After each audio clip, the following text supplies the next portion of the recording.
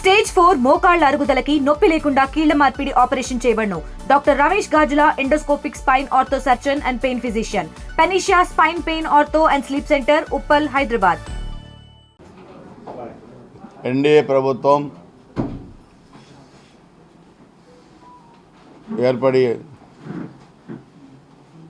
సంవత్సరం అయిన సందర్భంగా రాష్ట్ర వ్యాప్తంగా కూడా అన్ని నియోజకవర్గాల్లో ఈ సంవత్సరం పరిపాలనపై, అదేవిధంగా ఎన్నికలకు ముందు ఇచ్చిన హామీలు నెరవేర్చే దాంట్లో ఏ విధంగా చేయగలిగాం, అవి ఏ విధంగా ప్రజల్లోకి వెళ్ళినాయనే దాని మీద మేమంతా కూడా 2వ తారీఖు నుంచి కూడా రోజు ప్రజల్లో తిరుగుతూ ఉన్నాం. ఈరోజు అనేక కార్యక్రమాలు, పెన్షన్ కానీ, తల్లికి వందనం కార్యక్రమం కానీ, అన్నా క్యాంటీన్లు కానీ, అదేవిధంగా మనం చేపట్టిన ప్రతి కార్యక్రమం కూడా మనం చూస్తే ఈరోజు ప్రజల్లోకి ఏ విధంగా వెళ్ళిందనేది కూడా మాకు ఫీల్డ్లో ఈరోజు అర్థమవుతోంది. ఎన్నికలకు ముందు వైసీపీ వాళ్ళు అమ్మఒడి కార్యక్రమం పెట్టి ఇంట్లో ఎంతమంది చదువుకునే పిల్లలు ఉంటే అంతమందికి డబ్బులు ఇస్తామని చెప్పి ఒక్కరికే ఇచ్చారు. మీరు తల్లికి వందన కార్యక్రమంలో ఎంతమంది పిల్లలు ఉంటే అంతమందికి ఇచ్చారని వైసీపీ వాళ్ళే మాతో చెప్పే పరిస్థితికి వచ్చారు. ఒక ఇంట్లో 3 ఉన్నారు, ఒక ఇంట్లో 4 ఉన్నారు, ఒక ఇంట్లో 5 ఉన్నారు, ఒక ఇంట్లో 6 కూడా ఉన్నారు పిల్లలు. 6 పిల్లలకు కూడా తల్లికి వందనంలో డబ్బులు వచ్చిన ఫ్యామిలీస్ మేము చాలా ఫ్యామిలీస్ని విజిట్ చేశాం నియోజకవర్గంలో. సో వాళ్ళు చాలా హ్యాపీగా ఉన్నారు. మా పిల్లల్ని బాగా చదివించుకుంటాం, మేము చాలా పేద కుటుంబాలలో ఉన్నాం. చంద్రబాబు నాయుడు గారి ప్రభుత్వం అనుకున్న ప్రకారం, ఇచ్చిన మాట ప్రకారం హామీలు నెరవేర్చిందని వాళ్ళు చెప్పారు. పెన్షనర్లు అయితే అసలు చంద్రబాబు నాయుడు గారు 14లో ముఖ్యమంత్రి అయ్యేసరికి 200 రూపాయల పెన్షన్ ఉండేది. దాని తర్వాత 1000 రూపాయలు చేశారు. దాని తర్వాత ఎన్నికల నాటికి 2000 చేశారు. తర్వాత ఎన్నికల తర్వాత 3000 చేస్తా ఉన్నారు. ఆ రోజు ప్రభుత్వం రాలేదు కాబట్టి వైసీపీ వాళ్ళు ప్రభుత్వం వచ్చిన తర్వాత 3000 చేస్తూ ఉన్నారు. అది ఒకసారి చేయకుండా 250 చేసుకుంటూ వచ్చారు. మొన్న చూస్తే వచ్చిన తర్వాత 2024 ఎన్నికల్లో 4000 చేస్తా ఉన్నాం. 4000 ఒకసారి పెన్షన్ చేశాం. దాని తర్వాత దివ్యాంగులకి 6000, తలసేమియా బాధితులకి 10,000, పూర్తిగా అంగవైకల్యం ఉండి మంచాల్లో లేవలేని వాళ్ళకి 15,000 రూపాయలు. ఇది భారతదేశంలో ఏ ప్రభుత్వం కూడా ఇవ్వలే. ఒక ఎన్డీఏ ప్రభుత్వం మన ఆంధ్రప్రదేశ్లో మాత్రమే ఈ పెన్షన్ కార్యక్రమాన్ని చాలా బాగా అమలు చేశారు. 1వ తారీఖు ప్రతి నెల 1వ తారీఖు, గతంలో 1వ తారీఖు పెన్షన్లు ఉపయోగాలు, 1వ తారీఖు ఖచ్చితంగా పెన్షన్లు వస్తూ ఉన్నాయి. ఒకవేళ 1వ తారీఖు ఏదన్నా హాలిడే వస్తే తర్వాత రోజు ఇవ్వట్లా, ముందు రోజు ఇస్తూ ఉన్నారు. ఇది అందరూ అర్థం చేసుకోవాల్సిన ఇది. శాలరీలు 1వ తారీఖే వస్తూ ఉన్నాయి. ప్రతి కార్యక్రమం కూడా ఈరోజు చెప్పిన ప్రతి కార్యక్రమం కూడా ఈరోజు అమలు పరుస్తూ ఉంది. గుంతలు పూడ్చలేని రాష్ట్రం 1924 మధ్య మీరే చూశారు. హైవేస్ కూడా గుంతలు పడి పూడ్చలేని రాష్ట్రం నుంచి ఈరోజు ప్రతి రోడ్డును కూడా నిధులు కేటాయించి పూర్తి స్థాయిలో కూడా వేయటం జరిగింది. సంక్షేమ కార్యక్రమాలు లేవు. 5 సంవత్సరాలు పడకేసినాయి. కేవలం వాళ్ళ సొంత ప్రయోజనాలు తప్పితే ఈరోజు మరలా ఎక్కడ కూడా ప్రజల గురించి కానీ మాట్లాడే పరిస్థితి వాళ్ళు 5 ఏళ్ళు చేయలే. కానీ మనం ఈరోజు ఆర్థికంగా పతనమైన రాష్ట్రాన్ని ప్రగతి పట్టాలపైకి ఎక్కించి కేంద్ర ప్రభుత్వ సహకారం కూడా తీసుకొని రాజధాని లేని రాష్ట్రాన్ని రాజధాని కట్టుకుంటూ ఎక్కడెక్కడైతే ఈరోజు ఉత్తరాంధ్ర నుంచి చిత్తూరు దాకా ఏ జిల్లాల్లో ఏ విధంగా వ్యవస్థలు డ్యామేజ్ అయిపోయినాయో ఆ వ్యవస్థలంటే రిపేర్లు చేసుకుంటూ ఈరోజు తనకున్న అపారమైన అనుభవాన్ని ఉపయోగించుకొని ఆంధ్రప్రదేశ్ని ఈరోజు మళ్ళీ ప్రగతి పట్టాలపై ఎక్కిస్తున్నాడు చంద్రబాబు నాయుడు గారు. అది అందరూ కూడా గుర్తుపెట్టుకోవాల్సిన అవసరం ఉంది. ఈరోజు వ్యవసాయం అసలు ఒక డిపార్ట్మెంట్ ఉంది అని కూడా 1924 మధ్య వాడికి తెలియదు. వ్యవసాయానికి ఉపయోగపడే పనిముట్లు కానీ, లేకపోతే అగ్రికల్చర్ డిపార్ట్మెంట్లో ప్రతి కార్యక్రమాన్ని ఏ విధంగా రైతుల ముంగిడికి తీసుకెళ్లాలనే దాంట్లో కానీ, కెనాల్ రిపేర్స్ చేసి రైతులకి నీళ్ళు ఇవ్వాలనే దాంట్లో కానీ లేదు. మేము వచ్చిన తర్వాత ఇవన్నీ మళ్ళీ మొదలుపెట్టి కాలువలు రిపేర్లు చేసి మనమే 17వ తారీఖు దాచిపల్లి కిసాన్ మేళా పెడితే అద్భుతమైన స్పందన. రైతులకు ఏం చేయబోతున్నామో చెబితే అసలు గత 5 ఏళ్ళలో మమ్మల్ని పట్టించుకున్న నాదులు లేడన్న పరిస్థితికి వచ్చారు. ఈరోజు మార్కెట్ యార్డులకు వెళ్ళటం, మిర్చి యార్డుకి వెళ్ళటం, లేదా పొగాకు రైతుల దగ్గరికి వెళ్ళటం, రైతులకి అయితే చేయలేదంటాం, చిత్తూరు వెళ్ళి మామిడికి ధర లేదంటాం, తెచ్చి ట్రాక్టర్లని రోడ్డు మీద పోసి తొక్కియటం. అసలు మీకు ఏ పంటలు పండుతున్నాయి, రాష్ట్రంలో ఎన్ని హెక్టార్లో ఏ పంట విస్తీర్ణం చేస్తారో ఇతనికి తెలుసా? 5 సంవత్సరాలు ముఖ్యమంత్రిగా పనిచేసిన వ్యక్తికి కేజీకి క్వింటాల్కి తేడా తెలుసా?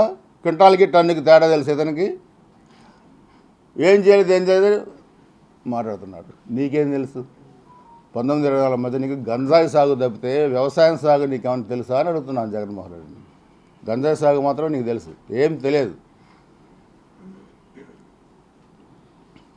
ఇప్పుడు మత్స్యకారులు కానీ మీరేమి ఇచ్చారు, మేమేమి ఇస్తున్నాం. రైతులకి మీరేం చేశారు, మేమేం చేసాం. ఎస్సీ ఎస్టీ మైనార్టీలకి మీరేం చేశారు, మేమేం చేస్తున్నాం.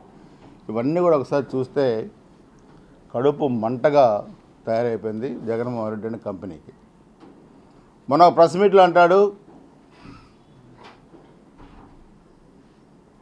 పోలీసు వ్యవస్థ డిఐజీలు బాసులుగా మారిపోయారు, ఎమ్మెల్యేలు మంత్రులు కన్సర్న్లో ఉన్నారంటారు.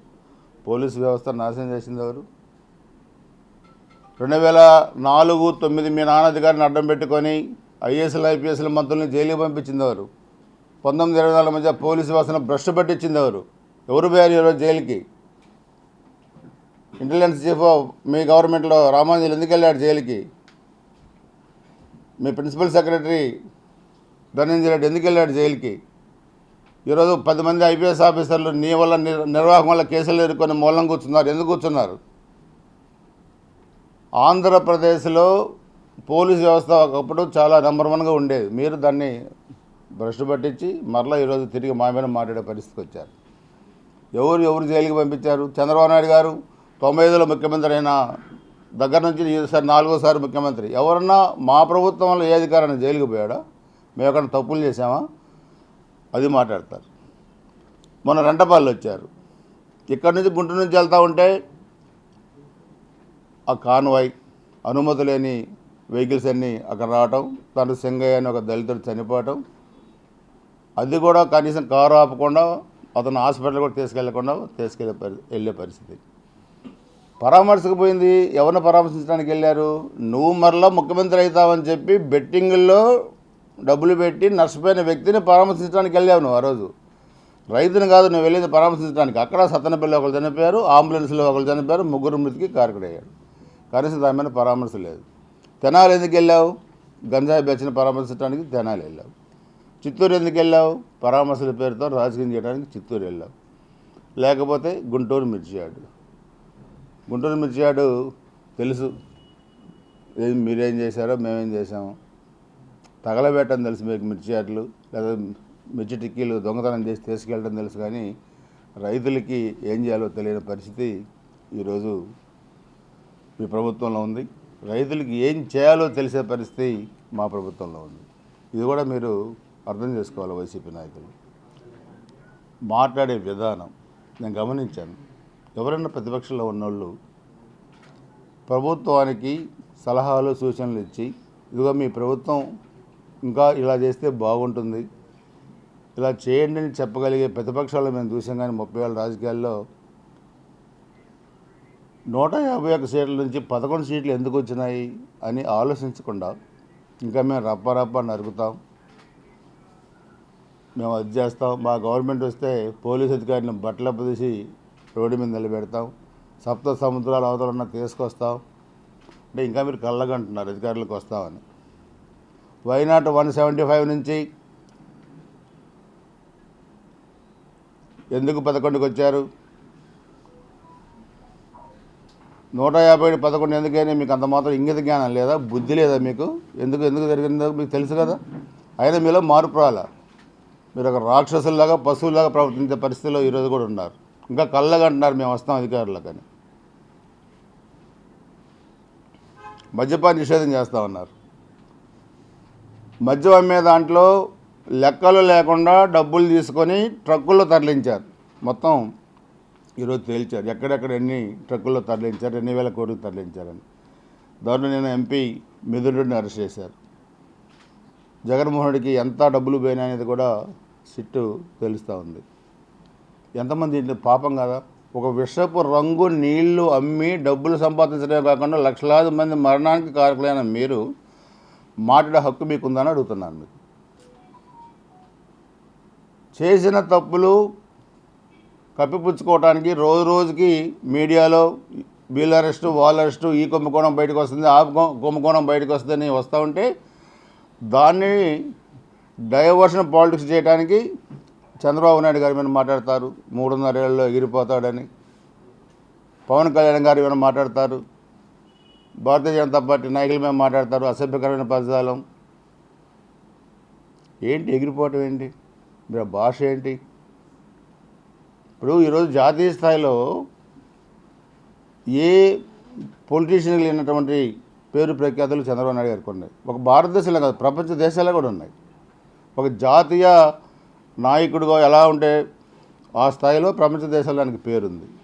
ఎంత కష్టపడి ఆ వయసులో ఈరోజు రోజుకి 18 గంటలు పనిచేసి నిధులు తీసుకొచ్చి రాష్ట్రాన్ని బాగు చేస్తుంటే మీకు కనీసం బాగు చేశారని చెప్పపోయినా పర్లే, కనీసం ఒక ఇంగిత జ్ఞానంతో మాట్లాడే సంస్కారం మీకు దేవుడు ఇవ్వలే. మీరు అలా ఊబిలో కోరుకుపోయారు. మీరు ఆ పేరుని ఆయన మాట్లాడతాడు. పగులు నరకండి, వెళ్ళి రాత్రి నరకండి. నేను అడుగుతున్నా పేరుని కానీ లేదా మాట్లాడే వైసీపీ వాళ్ళు కానీ, మీరు మగోళ్ళు అయితే మీకు దమ్ముంటే మీరు ఎవరు నరుకుతారో ఆ పేర్లు వెల్లడించండి, మాకు చెప్పండి. ఈ రాష్ట్రంలో వైసీపీ నాయకత్వంలో పలానా వాళ్ళ మేము వచ్చి నరుకుతాం, పలానా వాళ్ళు మేము వచ్చి చంపుతాం, పలానా వాళ్ళని చంపుతాం తెలుగుదేశంలో కానీ జనసేనలో కానీ చెప్పండి. మీకు దమ్ముంటే ఎవడైనా తేలుస్తాం. ఊరికి పిచ్చి మాటలు, రంకెలు, చేతగాని దద్దమ్మ మాటలు ఇది కాదు మీరు మాట్లాడాల్సింది. మీరు మాట్లాడేది మీరు విమర్శ చేసుకుంటే ఆ సిస్టంలో చేయండి. తెలుగులో న్యూస్ కి ఫాస్టెస్ట్ యాప్ ఇప్పుడు టోటలీ న్యూ అవతార్లో జస్ట్ 5 seconds లో కంప్లీట్ న్యూస్. సోషల్ మీడియాలో ట్రెండ్స్ కి one stop solution. Live TV app voice search option తో ఇప్పుడే డౌన్లోడ్ చేయండి లేదా అప్డేట్ అయిపోండి. యాప్ లింక్ డిస్క్రిప్షన్ లో ఉంది.